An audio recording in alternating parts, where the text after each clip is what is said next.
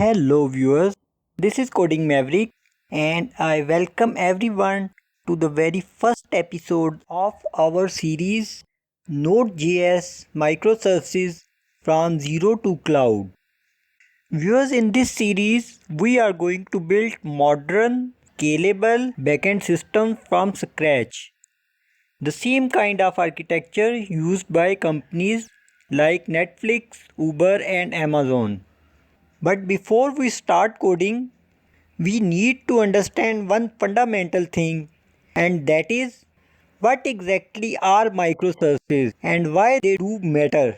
So viewers, grab your coffee, open your notes and let's break it down. Let's start with what most of us are familiar with, the monolithic architecture. In monolithic app, your entire project is one big unit. The backend handles authentication, products, payments, and orders, all bundled together. There's one shared code base, one shared database, and one deployment pipeline. It sounds simple, and really it is like that. It is its biggest advantage. But as your application grows, this simplicity becomes a problem. Let's imagine we are running an online store. You push an update to the order module and suddenly something breaks in the user module. Even worse scenario, every time you want to scale one small part like the product section during a big sale and you ends up with scaling the entire app. That wastes resources and makes deployment risky. Viewers, in short, monolithic architecture come with several challenges. Over here, everything is tightly coupled, meaning even a small change in one part can affect the entire system. And the deployments become slow and risky because you have to redeploy the whole system every time. Viewers, a single bug can crash the entire application, bringing everything to halt. And scaling specific features independently is nearly impossible. This is where microservices come in, offering flexibility, fast deployment and independent scalability. Now viewers, just imagine that instead of one massive system, we split our application into small, independent services, each responsible for a single function. For example, a user service handles sign up, login and authentication only. A product service manages catalog data and inventory. An order service takes care of payments and order tracking. Here, each service is like its own mini application. It has its own database, its own logic, and can be deployed independently. These services communicate over lightweight protocols, often HTTP REST APIs or message queues like RabbitMQ or Kafka. The magic of microservices lies in independence. You can build, test, deploy, and scale each part separately. Different teams can work on different services using different technologies. And if one service goes down, the others keeps running. It's like turning a big heavy bus into a fleet of small fast cars. Viewers, microservices bring some of the powerful advantages like scalability, flexibility, faster deployment, fault isolation, and easier maintenance. You can scale the parts that need more power at specific time. For example, just boost the product service during Black Friday. Each service can use the best technology for its job.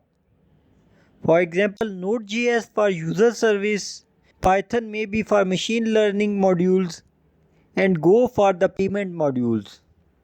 Similarly, teams can release feature without waiting for the entire system to rebuild. And if the order service fails, the rest of your system still works. Over here, Smaller code bases are easier to understand, debug and replace. But viewers, keep in mind that microservices are not free from problems. These have few trade-offs like complexity, communication overhead, data management problems and DevOps overhead. Managing dozens of small services, databases and connections is too tough. You will need Docker, gateways, service discovery and logging tools. Services talk over network, which means latency, retries and failures can occur. Each service having its own database can lead to data duplication and consistency challenges. More services mean more continuous integration and continuous deployment pipelines and more monitoring over cloud. So remember, microservices solve scaling and modularity problems, but they add operational complexity. You replace one big problem with many small manageable parts. Now viewers, here's a question I get all the time. Should every project use microservices? Absolutely not. If you are building an MVP, demo or a small startup app or a proof of concept, start with monolithic.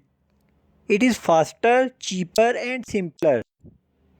But when your system starts to grow, when you have multiple teams, scaling bottlenecks, or a large user base, that's when breaking it into small microservices.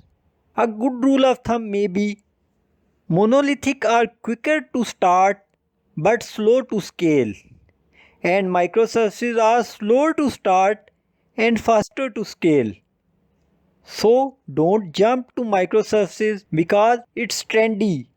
Use them only when they are really required. Now viewers, let's look at how real companies use microservices. Netflix was one of the first to popularize them. They moved from single Java application to hundreds of microservices to handle millions of users streaming at once. Uber adopted microservices to separate rides management, driver tracking and payment. Amazon splits its huge monolithic into small services so teams could innovate independently, which became the foundation of AWS itself. These giants did not start with the microservices.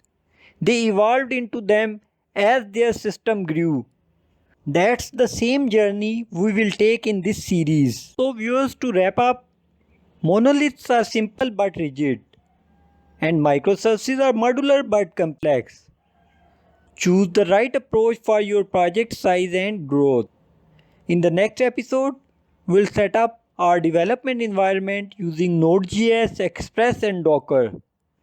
And we will start building our very first service. So don't forget to like and subscribe the channel for the next episode. Thank you.